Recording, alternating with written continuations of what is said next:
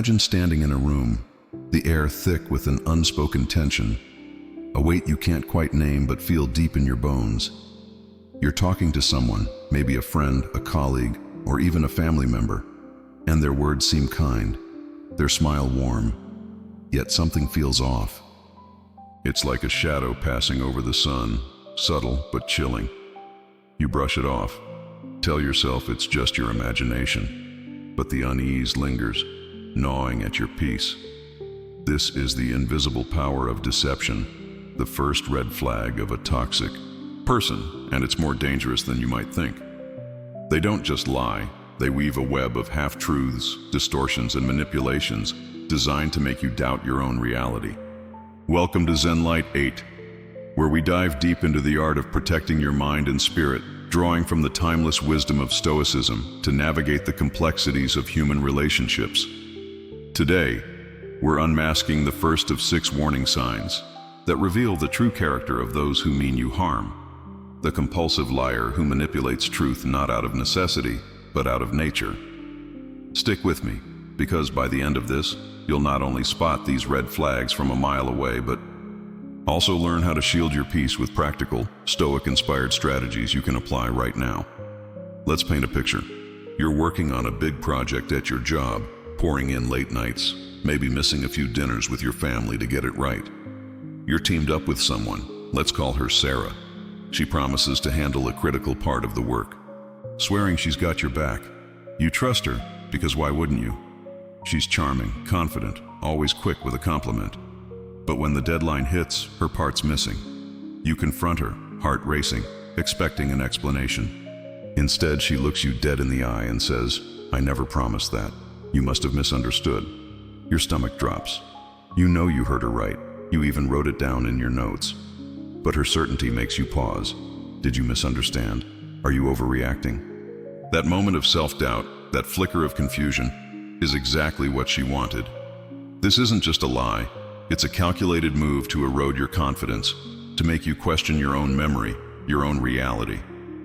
Over time, these moments pile up like stones, each one heavier than the last, until you're carrying a weight you didn't even realize you picked up. This is the hallmark of a toxic manipulator. They don't lie to avoid trouble. They lie to control. They thrive on the power of reshaping your perception, of making you second-guess what you know to be true. It's not about the size of the lie. Sometimes it's as small as twisting a casual conversation, like saying they never agreed to meet you at 7 p.m. when you both set the time days ago. Other times it's bigger, like denying a promise they made in front of others, leaving you looking foolish for bringing it up. The Stoics, those ancient philosophers like Marcus Aurelius and Seneca, understood the importance of clarity in thought. Marcus once wrote, "If it is not right, do not do it. If it is not true, do not say it." Truth, to a Stoic, is the foundation of a virtuous life, a compass for navigating the chaos of the world. But for someone with harmful intentions, truth is an obstacle. They don't just bend it, they break it, piece by piece, until you're lost in a fog of their making. What makes this red flag so insidious is how it creeps up on you. At first, the lies seem harmless, like little cracks in a sidewalk you barely notice as you walk.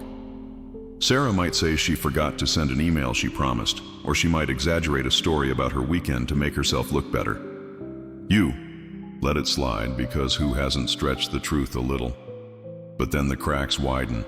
She tells you one day that a coworker badmouthed you, but when you confront the coworker, they're baffled. They never said a word. Sarah shrugs it off, saying you must have misheard her, and suddenly you're apologizing for the misunderstanding. That's the trap. The Stoics teach us to guard our minds, to hold fast to reason, because a confused mind is a vulnerable one. When you start doubting your own instincts, you hand over the reins to someone else, and that's exactly what a manipulator wants. Control over your thoughts, your emotions, your reality. Let's take it deeper. Why do they do this? It's not just about getting away with something. For these people, lying is a game, a way to test boundaries, to see how far they can push you before you push back. It's about power, not survival. Picture a chessboard. Every lie is a move. Every moment of your doubt a pawn they've taken. They don't feel guilt, because to them, the truth isn't sacred. It's a tool to be twisted. I once knew someone like this, a guy named Jake who worked in sales. He'd promise clients deals he couldn't deliver, then charm his way out of it when they called him out. But it wasn't just clients. He'd lie to friends, to his girlfriend, about things that didn't even matter, like where he was last night or why he missed a call. When I asked him why, he just laughed and said, "It's easier this way." Easier for him maybe, but for everyone else it was a slow poison, draining trust, sowing doubt, and leaving people exhausted just trying to keep up with his version of reality. Now here's where Stoicism comes in with real actionable wisdom. The Stoics believed that while we can't control others' actions, we can control our response. You can't stop someone like Sarah or Jake from lying, but you can protect your mind from their influence. Start by trusting your instincts. That gut feeling, that quiet voice telling you something's off. It's not your imagination, it's your inner compass, honed by years of experience. Write things down if you need to, like a journal of conversations or promises, not because you're paranoid, but because clarity is your shield. When Sarah says you misunderstood, you can check your notes and stand firm. When Jake spins a story, you can nod politely, but hold on to what you know is true. This isn't about confrontation, it's about reclaiming your power. The Stoics call this the inner citadel, the fortress of your mind where no one else gets to dictate what's real. But it's not enough to just recognize the lies. You need to act. If someone in your life is a chronic liar, don't wait for them to change. They won't. The Stoics remind us to focus on what's in our control, and that includes who we allow in our circle. If Sarah's lies are draining your energy, set boundaries. Limit your interactions, keep things professional, and don't share personal details she can twist. If Jake's stories are pulling you into his chaos, step back. You don't owe anyone your trust, especially not someone who treats truth like a plaything. This isn't coldness, it's self-respect. As Epictetus said, you have power over your mind, not outside events. Realize this, and you will find strength. By choosing to walk away from deception, you're not just protecting your peace, you're building a life aligned with virtue, one where trust and truth are non-negotiable. Here's a practical step you can take today. Reflect on the people in your life. Is there someone who leaves you feeling unsteady, like you're always second-guessing yourself around them? Maybe it's a coworker who twists your words, a friend who denies things you know happened, or even a family member who makes you feel like you're losing your grip on reality. Take a moment to write down one interaction that felt off. What did they say? How did it make you feel? Then ask yourself, is this a pattern? If it is, you've just spotted the first red flag. Don't ignore it. You deserve relationships built on honesty, not manipulation. And if you're thinking, but what if I'm wrong? That's okay. Doubt is human. But don't let that doubt become a doorway for someone else to control you. Trust yourself, lean on reason, and take one small step to protect your peace. Whether it's setting a boundary or simply saying, I need space, this red flag, this web of lies, is just the beginning. If you've ever felt that sinking feeling around someone who stirs up chaos just for the thrill of it, you're about to recognize the second warning sign. Stay with me as we dive into how toxic people create conflict to feed their need for control, and how you can use Stoic wisdom to rise above their drama. Picture yourself at a family gathering, the kind where laughter fills the air. Plates are piled high with food, and for a moment, everything feels right. The room hums with warmth, stories of old times weaving through the chatter. Then, someone walks in. Let's call him Tom. He's all smiles, shaking hands, cracking jokes, but within minutes, the mood shifts. A subtle comment here, a sly remark there, and suddenly, two cousins are exchanging tense glances. A friend's face tightens, and the harmony you felt just moments ago starts to fray like a worn-out thread. You can't pinpoint exactly what happened, but the air feels heavier, like a storm's about to break. That's the second red flag of a toxic person. They love conflict, not because they're angry or upset, but because they thrive on the chaos it creates. Welcome back to ZENLIGHT 8. where we're peeling back the layers of manipulation to protect your peace with the timeless wisdom of Stoicism. If you caught our last dive into the compulsive liar, you're already one step ahead. Today, we're exploring how some people orchestrate discord for their own amusement, and more importantly, how you can rise above it with practical, Stoic-inspired strategies to keep your inner calm unshaken. Stick with me, because this one's about reclaiming your space from those who feed on drama. Let's set the scene again, because this red flag is all about the subtle art of disruption. You're at work, maybe in a team meeting, everyone brainstorming. Ideas for a new project. The energy's good, ideas are flowing, and you're feeling that rare buzz of collaboration. Then Tom, or maybe it's Lisa this time, chimes in. At first, it's innocent, a question about someone's idea, maybe a raised eyebrow, but then it escalates. Didn't you try something like that last year and it flopped? Lisa says, her tone just sharp enough to sting. The room tenses. Someone jumps to defend their idea, another person takes sides, and before you know it, the meeting's derailed into a heated back and forth. Lisa sits back, a faint smirk tugging at her lips, watching the chaos unfold like she's directing a play. This isn't an accident, it's a performance, and she's the star. These conflict lovers don't just stumble into drama, they create it, nurture it, and revel in the fallout. What's happening here is deeper than a bad mood or a hot temper. Toxic people who thrive on conflict aren't driven by passion or principle. They're driven by a need for control. Conflict is their canvas, and they paint it with half-truths, loaded questions, and carefully timed provocations. Think about it. In that family gathering, Tom might casually bring up an old argument between your cousins, knowing full well it'll spark tension. Hey, remember when you two fought over that vacation plan? He says, feigning innocence. Or at work, Lisa might whisper to you that another coworker's been talking behind your back, planting seeds of mistrust that grow into full-blown arguments. They don't need a reason to stir the pot. The chaos itself is the reward.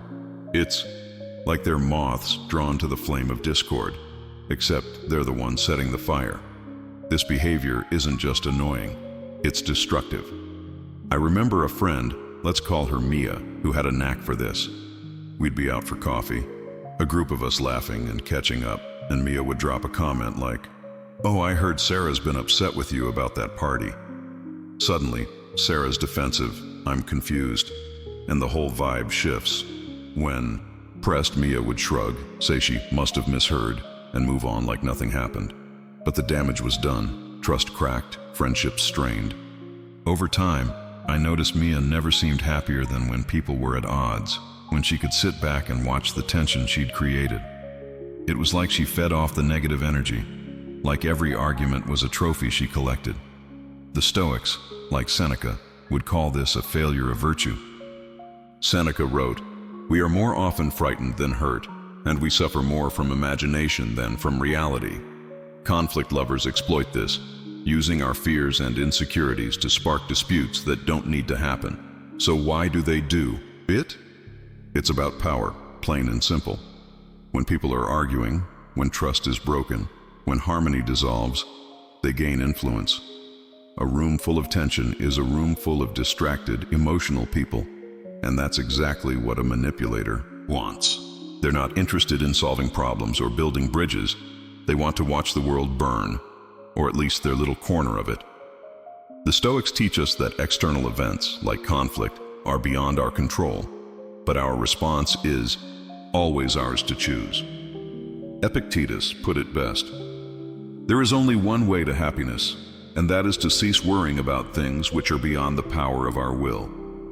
You can't stop Tom or Lisa from stirring up drama, but you can decide how much you let it affect you. And that's where your power lies, not in changing them, but in mastering yourself. Let's get practical. How do you spot this red flag in your own life? Think about the people around you. Is there someone who seems to thrive when things get messy? Maybe it's a coworker who always seems to accidentally spark arguments in meetings, or a friend who loves gossiping about others' conflicts only to step back when the fallout hits. Watch for the signs. They might drop a provocative comment, then act surprised when it causes a stir. They might play the peacemaker after starting the fight, earning sympathy while avoiding blame. Or maybe you'll catch that glint in their eye, that fleeting satisfaction when tempers flare. These are the clues, and once you see them, don't ignore them. Your peace is too valuable to sacrifice on their altar of chaos. Here's a Stoic strategy you can use right now. Practice detachment. Not coldness, but a deliberate choice to stay grounded in your own values. When Lisa starts stirring the pot at work, don't take the bait. Nod, acknowledge her comment, but don't engage in the drama. If Tom tries to spark tension at the family gathering, redirect the conversation to something neutral, like asking about someone's recent trip or a shared memory that brings people together. This isn't about avoiding conflict altogether.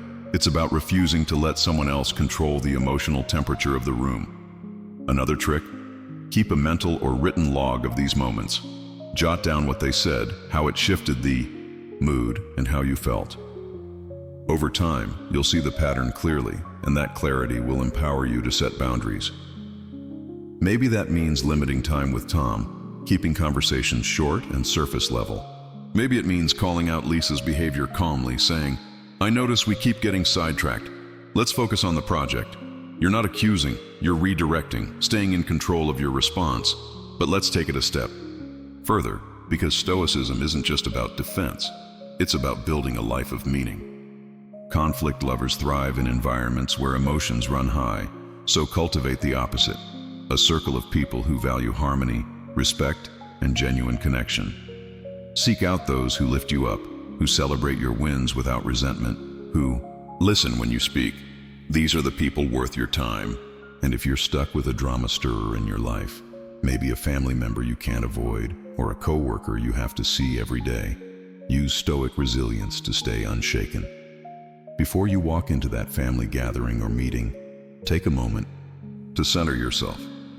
Take a deep breath, maybe two, and remind yourself, I control my peace. No one else gets to take it. This simple main is your armor, your shield against their chaos. Now I know this can feel heavy. Recognizing that someone you care about might be toxic is hard. It's even harder to step away from their influence. But here's the truth. Your peace is worth more than their drama. You don't owe your energy to someone who thrives on tearing others down. If you're dealing with a conflict lover, try this today. Think of one situation where they stirred up trouble. Ask yourself, was it intentional? Did they seem to enjoy the fallout? If the answer is yes, take one small step to protect yourself. Maybe skip that next group hangout or limit how much you share with them. You're not being petty, you're honoring your worth. And if you're thinking, I can't just cut them out, that's okay. Start small. Set a boundary, like keeping conversations short or steering clear of their hot-button topics. Every step you take is a victory for your peace. We've uncovered the conflict lover's game, but there's another red flag that's even more insidious. One that creeps into your mind and makes you question your own worth. Stay with me as we explore how toxic people use blame to erode your confidence, and how Stoic wisdom can help you stand firm in your truth. You've been there, haven't you? That moment when you walk away from a conversation feeling smaller, like you've done something wrong but can't quite put your finger on it. Maybe it was a casual chat with a friend, a work meeting, or even a heart-to-heart with someone you trust. You share an idea, a feeling, or a memory, and somehow they twist it, leaving you questioning yourself. Am I overreacting? Did I really mess up? Maybe I'm the problem. That sinking feeling, that knot in your stomach, isn't an accident. It's the third red flag of a toxic person. They make you feel like you're always at fault. It's not just criticism. It's a deliberate, calculated attack on your confidence, designed to keep you off balance and under their control. Welcome back to ZENLIGHT 8, where we're diving deep into the art of protecting your peace with the rock-solid wisdom of Stoicism. If you've been following along, you've already learned how to spot the compulsive liar and the conflict lover. Today, we're unmasking the manipulator who uses blame as a weapon, and I'm going to arm you with practical, Stoic-inspired tools to reclaim your sense of self. Stay with me until the end, because this one's about standing tall in your truth, no matter how hard someone tries to shake you. Let's set the stage with a story that might hit close to home. You're catching up with a friend, let's call her Emily, over coffee. You're excited to share a tough moment from your week, maybe a mistake you made at work or a disagreement with a coworker. You're looking for a bit of empathy, maybe some advice. But instead of listening, Emily cuts in. "Well, you probably shouldn't have said that," she says, her tone sharp. "You always come on too strong." You pause, caught off guard. "Did you?" You try to explain, but she doubles down. "I'm just being honest. You're too sensitive about this stuff." By the time you leave, you're not just replaying the work incident. You're replaying every word you said to Emily, wondering if she's right. Are you too sensitive? Did you mess up the whole thing? That's the trap, and it's called gaslighting. It's not about one-off criticism. It's a pattern of making you doubt your reality, your emotions, your very sense of who you are. Gaslighting is like a slow poison. It doesn't hit you all at once. It starts small with comments that seem harmless, like Emily saying you misunderstood her advice when you call her out on something hurtful. Or maybe it's a coworker, like Mark, who insists you forgot to include him in an email chain, even though you're sure you sent it. When you check and find the email, he shrugs and says, "Well, you should have double-checked. It's on you." These moments pile up, each one chipping away at your confidence like water wearing down a stone. Over time, you start to second-guess everything: your memory, your judgment, your worth. And that's exactly what they want. A person who doubts themselves is easier to control, because when you don't trust your own mind, you start looking to them for answers. It's not about helping you grow. It's about keeping you small. I've seen this play out in real life, and it's chilling. A colleague of mine, let's call her Rachel, worked under a boss who was a master at this. Every time Rachel presented an idea in a meeting, her boss would nod politely, then later say, "I don't recall you mentioning that. Maybe you didn't explain it clearly." Rachel would go back to her notes, confirm she'd been clear, but her boss would insist she was mistaken. Over months, Rachel went from a confident, creative team member to someone who hesitated to speak up, always checking and rechecking her work, afraid she was getting it wrong. That wasn't an accident. It was a power play. Her boss didn't just want results. He wanted dominance. By making Rachel feel at fault, he kept her dependent on his approval. Her confidence eroded to the point where she barely recognized herself. There, Stoics like Marcus Aurelius would see this for what it is: an attack on your inner citadel, the fortress of your mind where your strength and clarity reside. Marcus wrote, "You have power over your mind, not outside events. Realize this, and you will find strength." Gaslighting is designed to breach that fortress, to make you question what you know to be true. But here's the thing. You're not crazy, you're not overreacting, and you don't need anyone's permission to trust your own reality. The manipulator's goal is to pull you away from that truth, to make you rely on their version of events. They might dismiss your feelings as too much, rewrite conversations to suit their narrative, or even accuse you of being the problem when you call them out. It's a mind game, and the stakes are your self-worth. So how do you fight back? First, recognize the pattern. Gaslighting isn't a one-time slip. It's a consistent effort to make you feel wrong. Think about someone in your life. Do they always have an answer that shifts the blame to you? Do you leave conversations with them feeling confused, like you've lost your footing?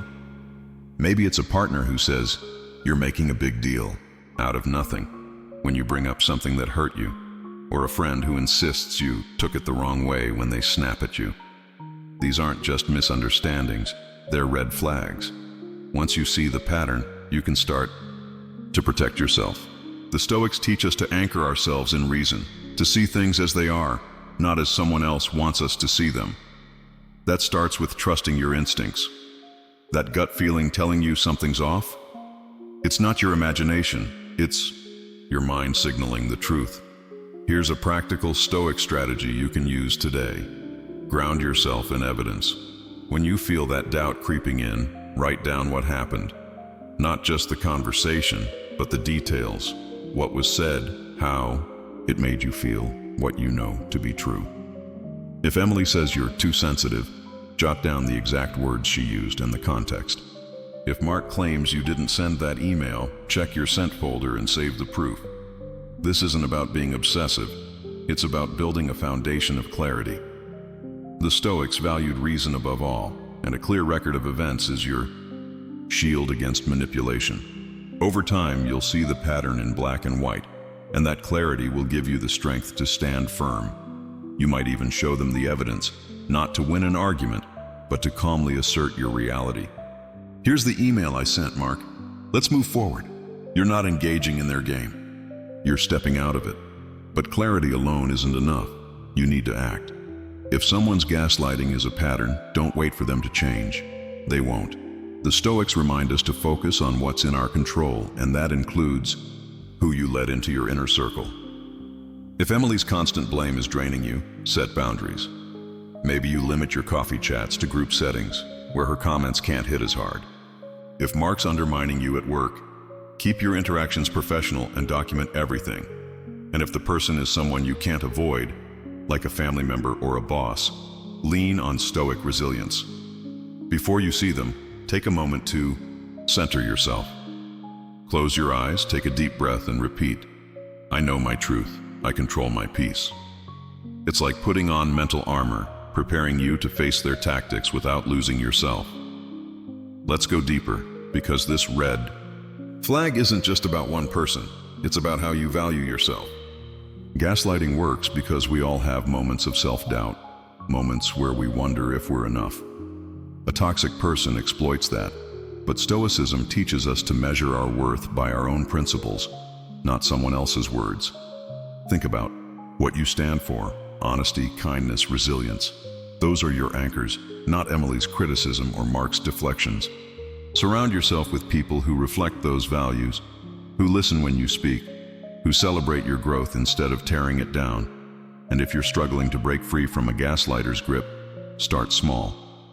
One boundary at a time, one moment of trusting your truth.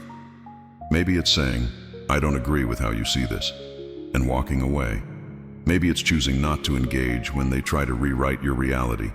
Every step you take is a declaration of your worth, a step toward a life where you're not defined by someone else's lies. Here's something you can do right now. Reflect on one person in your life who makes you feel at fault more than they should.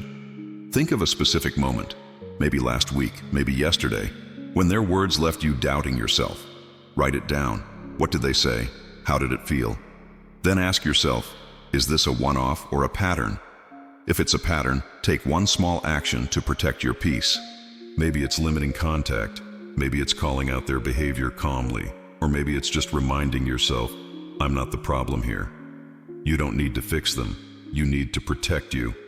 And if you're thinking, what if I'm wrong? That's okay. Doubt is human. But don't let that doubt become a weapon in their hands. As Seneca said, no person has the power to have everything they want, but it is in their power not to want what they don't have, and to cheerfully put to good use what they do have. Your truth, your peace, your strength, they're yours to keep.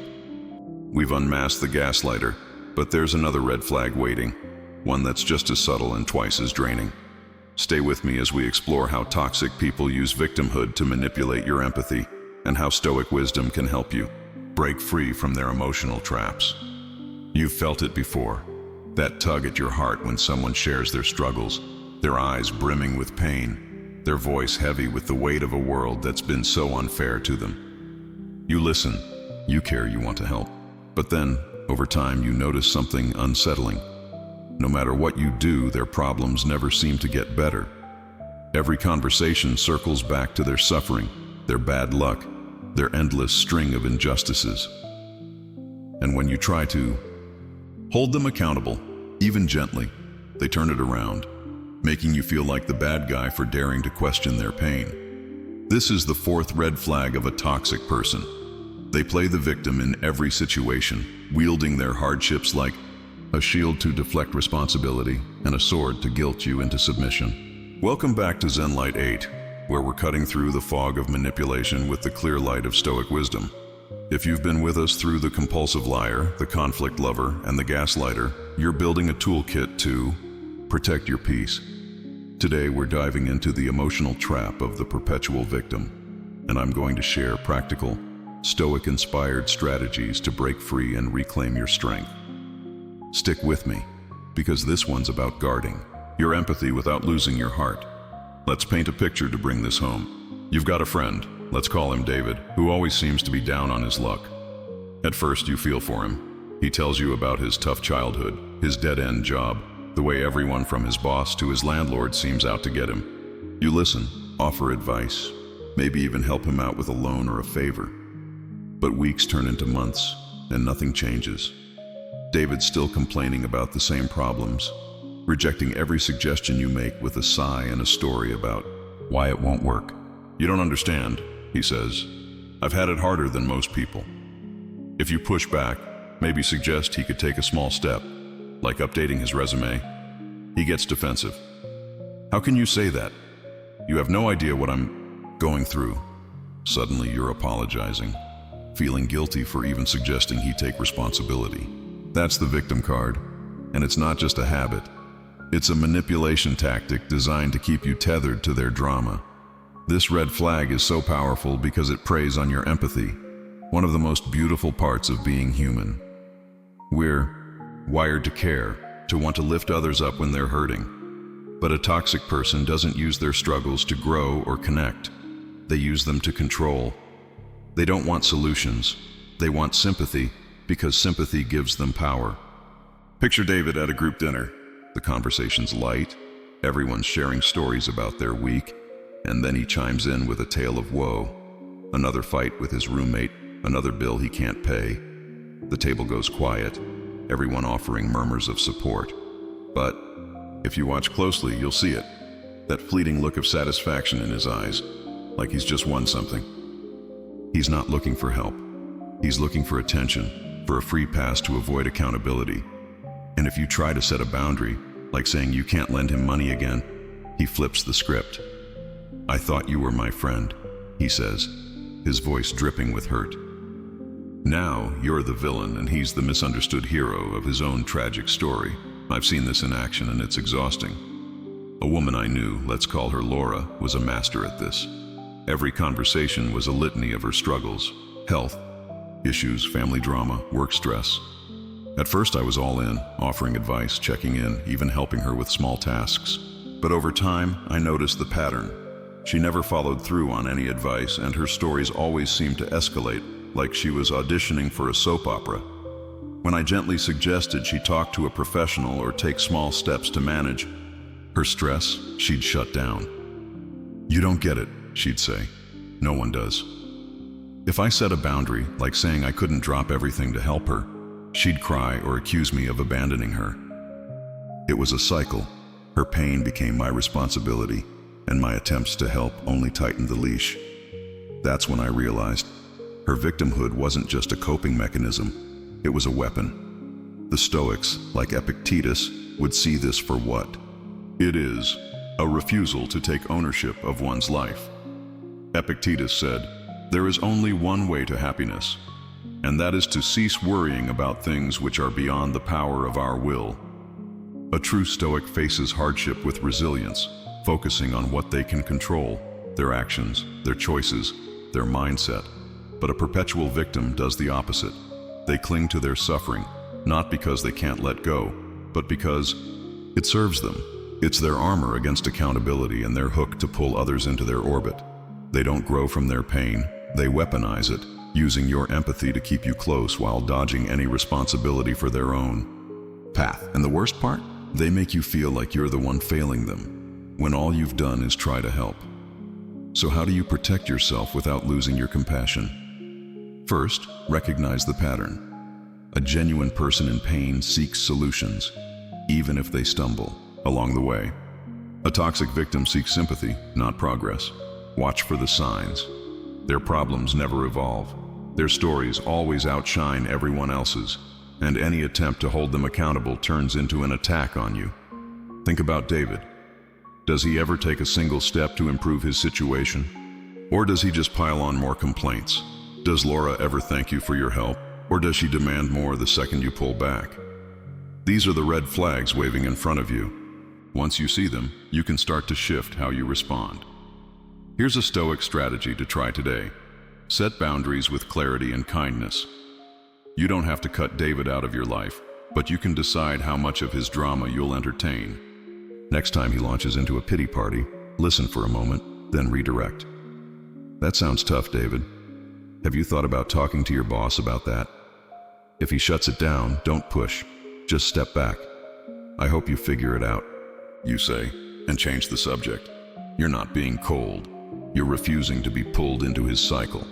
If he tries to guilt you, stand firm. I care about you, but I can't solve this for you.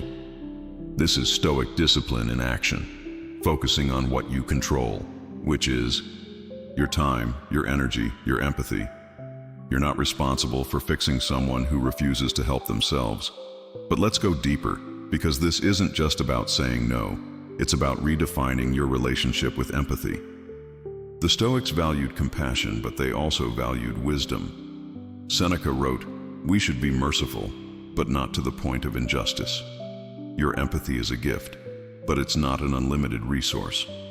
If you pour it all into someone like Laura, who uses it to manipulate you, you're left with nothing for yourself or the people who truly value you. So ask yourself, who in your life respects your boundaries? Who lifts you up instead of pulling you down? Those are the people worth your heart. And if you're stuck with a perpetual victim, maybe a family member or a coworker you can't avoid, lean on Stoic resilience. Before you see them, take a moment to ground yourself. Close your eyes, breathe deeply, and remind yourself, I choose who gets my energy. I choose my peace. It's like putting on a mental shield, letting their complaints bounce off without sinking in. Here's a practical step you can take right now. Think of one person in your life who always plays the victim. Picture a specific moment when their sob story made you feel guilty or drained. Write it down. What did they say, and how did it affect you? Then ask, is this a pattern? Do they ever take responsibility, or is it always someone else's fault? If the answer points to a red flag, take one small action to protect yourself. Maybe it's saying, I can't talk about this right now, when they start complaining. Maybe it's limiting your time with them to short, neutral interactions. Or maybe it's redirecting your energy to someone who values your support without exploiting it. You're not abandoning them. You're honoring your own worth. And if you're worried about seeming unkind, remember, compassion doesn't mean sacrificing your peace. As Marcus Aurelius said, be like the cliff against which the waves continually break. It stands firm and tames the fury of the water around it. Be that cliff. We've unmasked the perpetual victim, but there's another red flag that cuts even deeper, one that chips away at your confidence with every word. Stay with me as we explore how toxic people use criticism to diminish your light, and how Stoic wisdom can help you shine brighter than ever. You've worked hard for something, a project, a goal, a moment of personal growth, and you're proud of it. Maybe it's a promotion you earned after months of late nights, or a creative idea you poured your heart into, or even just a small victory, like sticking to a new habit for a week. You share it with someone close, expecting a nod, a smile, maybe a nice job. But instead, you get a shrug, a backhanded comment, or worse, a critique that stings more than it should. That's great, but it could have been better, they say. Or, why didn't you do it this way? Your pride deflates, and suddenly you're questioning whether your effort was worth anything at all. This is the fifth red flag of a toxic person. They constantly criticize you, but never acknowledge your successes. It's not about helping you improve, it's about keeping you small, dimming your light so they can feel bigger. Welcome back to ZENLIGHT 8, where we're using Stoic wisdom to shield our peace and build unshakable strength. If you've been with us through the liar, the conflict lover, the gaslighter, and the perpetual victim, you're already spotting the patterns of manipulation. Today we're diving into the subtle poison of relentless criticism, and I'm sharing practical, Stoic-inspired tools to protect your confidence and shine brighter than ever. Stay with me, because this one's about reclaiming your worth in a world that sometimes tries to tear it down. Let's set the scene. You've just finished a big presentation at work, one you spent weeks preparing. You nailed it. The room was engaged, your boss nodded approvingly, and you're riding a quiet high as you share the moment with a colleague. Let's call her Claire. You're expecting a high five, maybe a quick, well done. Instead, Claire tilts her head and says, "It was solid, but you rushed through the data part. Next time, slow down." You blink, caught off guard. Was it rushed? You thought it went smoothly. Before you can respond, she adds, "Also, your slides could have been more polished. Mine got better feedback last quarter." The air goes out of you. What was a moment of triumph now feels like a failure, and you're left replaying every second of the presentation, wondering where you went wrong. This isn't feedback. It's a deliberate jab, designed to make you doubt your worth. This red flag is insidious because it disguises itself as honesty or constructive criticism. A toxic person doesn't just point out flaws, they make sure you feel them deeply while never giving you credit for what you've done right. Picture Claire at a family gathering. You share that you've been hitting the gym consistently, feeling stronger than ever. Instead of celebrating, she says, "That's nice, but you're still not as fit as you were in college, right?" It's not about helping you, it's about keeping you from feeling too good about yourself. Over time, these comments stack up like weights on your shoulders. You start hesitating to share your wins, second-guessing your abilities, maybe even holding back from trying at all. That's the goal. A person who doubts their worth is easier to control, less likely to challenge or outshine the critic. I've seen this play out in my own life, and it's a slow burn that leaves scars. A friend, let's call him Mike, had a habit of this. I'd share something I was proud of, maybe a piece I wrote or a goal I hit, and he'd always find the flaw. "Cool, but you could have added more detail," he'd say, or "That's good, but it's not like you're winning awards." At first, I thought he was just being real with me, but I noticed he never had a kind word for my successes, while always hyping up his own. If he landed a deal or finished a project, he'd talk it up like he'd conquered the world, but my wins, always okay, but. It wasn't until I stepped back that I saw the pattern. His criticism wasn't about truth, it was about power. By keeping me focused on my flaws, he kept himself on top. It was like he couldn't stand the idea of anyone else shining. The Stoics, like Marcus Aurelius, would call this a betrayal of virtue. Marcus wrote, "Waste no more time arguing about what a good man should be. Be one." A good person lifts others up, celebrates their growth, and offers feedback with kindness, not malice. But a toxic critic doesn't want you to grow. They want you to shrink. They don't see your success as a shared joy. They see it as a threat to their ego. So they chip away, comment by comment, until you start believing their voice over your own. What's worse, they often pair their criticism with self-praise, like Claire boasting about her better slides or Mike flaunting his deals. It's a 1-2 punch. Diminish you, elevate themselves. The Stoics teach us that our worth comes from within, from living according to our principles, not from the applause or scorn of others. But when you're bombarded with criticism, it's easy to forget that. So how do you protect yourself from this subtle poison? First, recognize the pattern. A true friend or colleague offers balanced feedback, praise for what's good, suggestions for what's not. A toxic critic only sees flaws, and they make sure you feel them. Think about someone in your life. Do they ever celebrate your wins, or do they always find something to nitpick? Maybe it's a partner who downplays your new job with, "It's not that big a deal," or a parent who says, "You got an A? Why not an A+?" Watch for the absence of praise. It's as telling as the presence of criticism.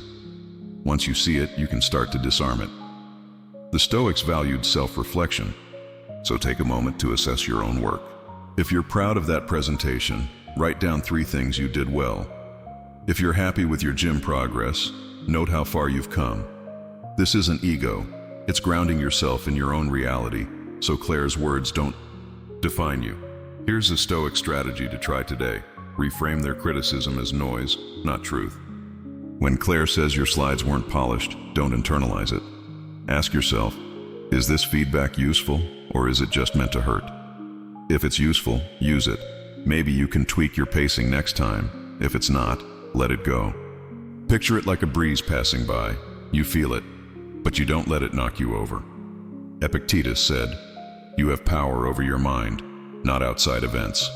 Realize this, and you will find strength." You don't control Claire's words, but you control how much weight you give them. Another trick: limit how much you share with a critic. If Mike can't celebrate your wins, stop giving him the chance to tear them down. Share your victories with people who lift you up, friends who cheer, colleagues who inspire. You don't need everyone's approval, just the right people's support. But let's go deeper, because this red flag isn't just about one person's words. It's about how you see yourself. Criticism stings because we all want to be seen, to be valued. A toxic person exploits that, but Stoicism teaches us to find validation within. Think about what you value: hard work, kindness, growth. Those are your metrics, not Claire's snide remarks or Mike's dismissals. Surround yourself with people who reflect those values, who see your light and add to it, not dim it. And if you're stuck with a critic, maybe a coworker you can't avoid or a family member you see every holiday, lean on Stoic discipline. Before you face them, take a deep breath and remind yourself, my worth is not their words. I know my value. It's like armor for your soul, letting their criticism slide off without sticking. Here's something you can do right now. Think of one person who always seems to find fault with you. Recall a specific moment when their criticism hit hard, maybe last week, maybe years ago. Write it down. What did they say, and how did it make you feel? Then ask, do they ever acknowledge your strengths, or is it always about what you lack? If it's a pattern, take one small step to protect your confidence. Maybe it's choosing not to share your next big win with them. Maybe it's responding to their critique with a calm, "Thanks for the feedback, but I'm happy with how it went." Or maybe it's celebrating yourself. Buy a coffee, take a walk, and remind yourself of 3 things you've done well this week. You're not being vain, you're reclaiming your light. And if you're worried about seeming selfish, remember, protecting your worth isn't arrogance, it's strength. As Seneca said, no one can make you feel inferior without your consent. Don't give it. We've unmasked the relentless critic, but there's one final red flag that's the most chilling of all. One that reveals a void where humanity should be. Stay with me as we explore how toxic people show no empathy or compassion, and how Stoic wisdom can help you surround yourself with those who truly see you. There's a moment we all crave in life, when we share our deepest struggles or highest joys with someone and feel truly seen, truly heard.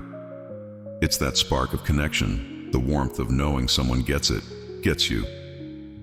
But what happens when you pour your heart out, raw and vulnerable, and the person across from you just stares back, blank, unmoved, like you're talking to a wall? Worse, they might brush off your pain with a shrug or turn the conversation back to themselves, leaving you feeling invisible. This is the 6th and final red flag of a toxic person. They display no empathy or compassion. It's not just a flaw, it's a chilling void where humanity should be, a sign that their heart is closed to the very thing that makes us human. Welcome back to ZENLIGHT 8, where we've been unraveling the subtle dangers of toxic people with the steady wisdom of Stoicism. If you followed us through the liar, the conflict lover, the gaslighter, the perpetual victim, and the relentless critic, you're almost at the finish line of this journey. Today, we're diving into the coldest red flag of all, and I'm giving you practical, Stoic-inspired tools to protect your spirit and surround yourself with people who truly care. Stick with me, because this one's about choosing connections that light up your life, not dim it. Let's bring this to life with a story. Imagine you've just gone through a gut-wrenching loss. Maybe a loved one passed away, or you got laid off from a job you poured years into. You're sitting with someone close, let's call her Anna, and you open up, your voice trembling as you share the weight of your grief. You're not looking for solutions, just a moment of understanding, a hand on your shoulder, a simple, "I'm here for you." But Anna barely looks up from her phone. "That's rough," she says, her tone flat. "Everyone goes through stuff like that." Then, without missing a beat, she launches into a story about her own bad day. A missed deadline, a fight with her neighbor, You sit there, stunned, your pain dismissed like it's nothing. You don't feel comforted, you feel erased. That's the hallmark of someone without empathy. They don't just fail to connect, they make you feel like your emotions are an inconvenience, a burden they'd rather not carry. This red flag is the most chilling because it reveals a fundamental disconnect from humanity. Empathy is the glue that holds relationships together, the ability to step into someone else's shoes, to feel their joy or pain as if it's your own. A toxic person lacks this entirely. They don't care about your struggles, your dreams, or your heart, not because they're distracted or bad at expressing it, but because they simply don't feel it. Picture Anna at a celebration, maybe your birthday. You're surrounded by friends, laughing, sharing stories, and you notice she's quiet, detached. When you ask if she's okay, she rolls her eyes and says, "It's just another party." Your joy doesn't move her, it annoys her. If you're hurting, she might ignore you or change the subject. If you're thriving, she might downplay it or walk away. In her world, your emotions are irrelevant unless they serve her. I've felt this void firsthand, and it's like standing in a cold, empty room. I once shared a deeply personal moment with a colleague, let's call him Ryan. I'd just gone through a tough breakup, the kind that leaves you questioning everything. I didn't expect him to fix it. I just needed someone to listen. But Ryan barely glanced up from his laptop. "Sounds like a lot," he said, then pivoted to complaining about his own workload. I left that conversation feeling smaller, like my pain was a speck he could brush off. Over time, I noticed the pattern. Ryan never asked how I was doing, never celebrated my wins, never showed a flicker of care. He wasn't just distant, he was indifferent. And that indifference was more than a quirk, it was a warning. People like Ryan don't just lack warmth, they're dangerous, because if they can't feel your pain, they won't hesitate to cause it. The Stoics, like Seneca, understood the value of compassion, but they paired it with wisdom. Seneca wrote, "We should be merciful, but not to the point of injustice." Empathy is a virtue, but it's not meant to be a one-way street. A person without it doesn't just fail to connect. They exploit your vulnerability, using your openness as a tool to manipulate or dismiss you. They see your emotions not as a shared human experience, but as a weakness to ignore or a means to an end. Maybe Anna uses your grief to steer the conversation to her own drama, making herself the center. Maybe Ryan leverages your trust to get what he wants, knowing he'll never have to reciprocate. This isn't just emotional distance, it's a power play, and it leaves you feeling alone in a way that cuts deep. So how do you protect yourself from this kind of coldness? First, recognize the signs. A lack of empathy isn't always loud or obvious. It's in the small moments, the blank stare when you share something personal, the quick subject change when you're hurting, the absence of warmth when you're celebrating. Think about someone in your life. Do they ever ask how you're feeling and mean it? Do they show up when you need them, or do they vanish when it's not about them? Maybe it's a friend who never checks in after you've had a rough week, or a family member who dismisses your excitement with a whatever. These are the red flags, and they're telling you who they are. As Maya Angelou said, when someone shows you who they are, believe them the first time. Don't wait for them to change. They're showing you their truth. Here's a Stoic strategy to try today. Guard your heart with discernment. You don't have to shut people out, but you can choose who gets your vulnerability. If Anna can't meet you with empathy, stop sharing your deepest moments with her. Save those for people who see you, friends who listen, colleagues who care, family who show up. This isn't about being cold, it's about being wise. The Stoics teach us to focus on what we control, and that includes where we invest our emotional energy. If Ryan dismisses your pain, limit your interactions to what's necessary. Work talk, surface level chats. You're not punishing him, you're protecting yourself. And when you're around someone who lacks empathy, practice Stoic resilience. Before you see them, take a deep breath and remind yourself, I am enough, my feelings matter, I choose who I share them with. It's like building a mental barrier, letting their indifference slide off without sinking in. But let's go deeper, because this red flag isn't just about one person. It's about the kind of life you want to live. Empathy is the foundation of meaningful connection, and you deserve relationships that reflect that. The Stoics believed in living according to nature, which includes our human need for community, for bonds built on mutual care. A person without empathy can't be part of that community, not in any real way. So seek out those who light up when you succeed, who hold space for your pain, who make you feel seen. They're out there, and they're worth finding. If you're stuck with someone like Anna or Ryan, maybe a coworker you can't avoid, or a relative at every family gathering, lean on Stoic detachment. You can be kind without being vulnerable, polite without giving them your heart.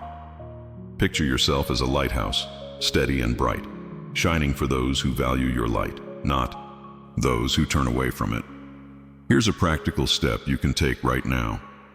Think of one person in your life who leaves you feeling unseen or dismissed. Recall a moment when you needed empathy, a tough day, a big win, and they gave you nothing. Write it down. What happened and how did it feel? Then ask, is this a pattern? Do they ever show genuine care, or is it always about them? If you see the red flag, take one small action to protect your spirit. Maybe it's sharing less with them, saving your stories for someone who listens. Maybe it's redirecting their self-centered talk with a calm, I hear you, but I'd like to talk about something else. Or maybe it's celebrating yourself. Treat yourself to a coffee, take a walk, and remind yourself, I am worthy of care. You're not being selfish, you're honoring your humanity. And if you're worried about cutting people off, remember, you're not closing your heart, you're opening it to those who deserve it. As Marcus Aurelius said, the soul becomes dyed with the color of its thoughts. Choose thoughts and people that color your soul with warmth. We've unmasked all 6 red flags: the liar, the conflict lover, the gaslighter, the victim, the critic, and the empathy-less void. But the journey doesn't end here. Stay with me as we tie these lessons together and explore how to build a life surrounded by people who lift you up, using Stoic wisdom to create a circle of trust and strength that no toxic person can break.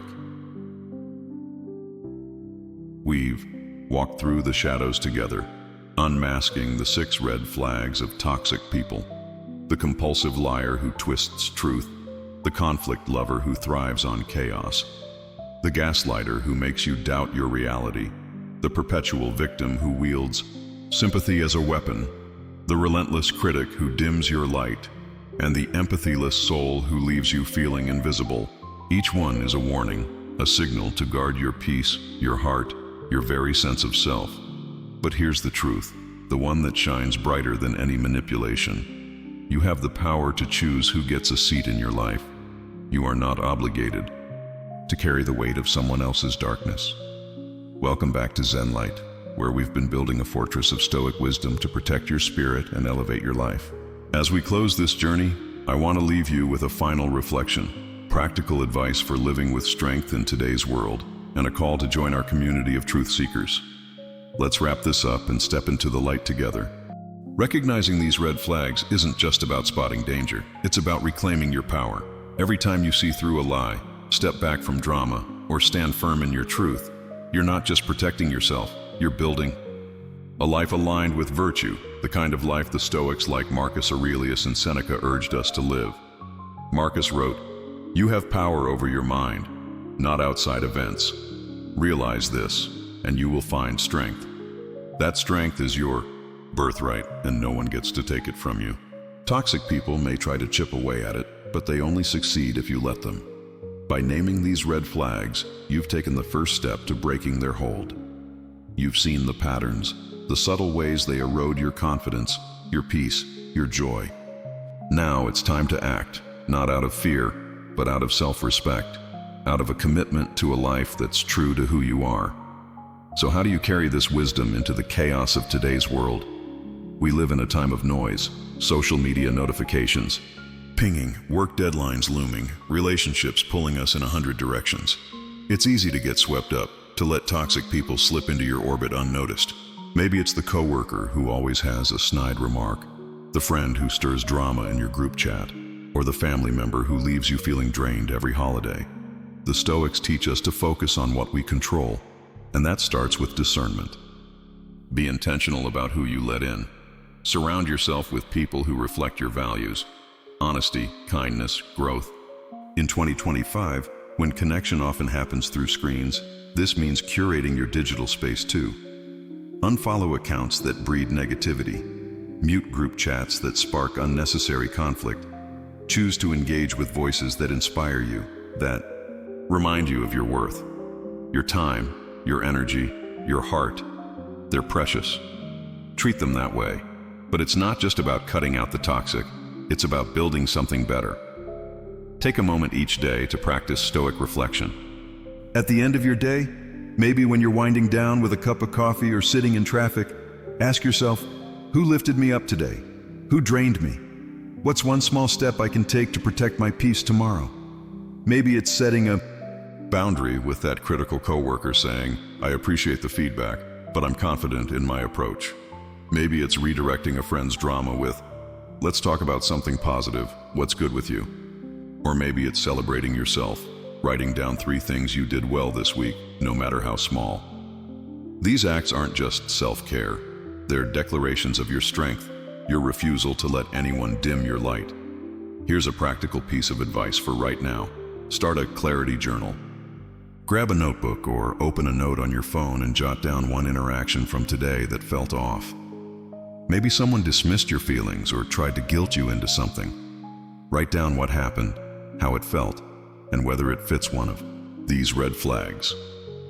Then, decide on one action to protect yourself. Maybe limiting contact, maybe speaking your truth, maybe walking away. This isn't about holding grudges. It's about seeing clearly, about choosing relationships that honor your worth. In a world that's always pulling at you, this small act of reflection can be your anchor, your way of living the Stoic principle of focusing on what you control. And if you're feeling overwhelmed, start small. One boundary, one moment of self-respect, one step toward peace. That's enough to change the trajectory of your life. Now I want to hear from you.